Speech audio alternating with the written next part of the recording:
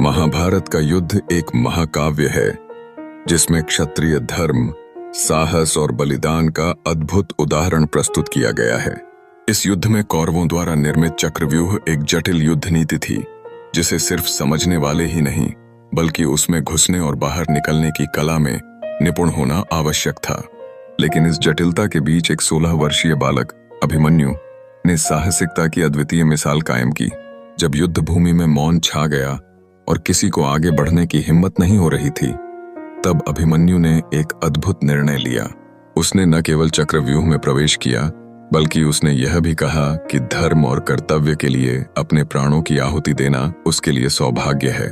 उसके ये शब्द उस समय के अन्य योद्धाओं के लिए प्रेरणादायक बने। इस लड़ाई में जूझते हुए अभिमन्यु ने कौरवों की सेना पर अपनी अद्वितीय युद्ध कला का प्रदर्शन किया। अभिमन्यु की वीरता केवल उसके शौर्य तक सीमित नहीं थी बल्कि वह आगे बढ़ता गया और उसने अपने प्रतिकूल हालातों का सामना किया। कौरवों की संख्या में भारी होने के बावजूद उसने अकेले ही उन सभी चुनौतियों का सामना किया और कुछ समय के लिए युद्ध के रिश्तों को अदृश्य जादू की तरह बदल दिया। उसका बलिदान एक ऐसी कहानी बन गया जिससे प्रेरित होकर पांडवों ने मजबूती के साथ दुश्मनों का सामना किया।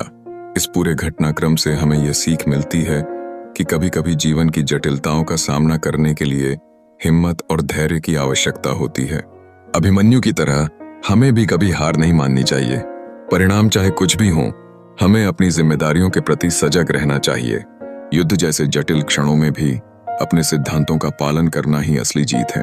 आखिरकार अभिमन्यु की वीरता ने न केवल उसे बल्कि पांडवों को भी जीत के रास्ते पर अग्रसर किया।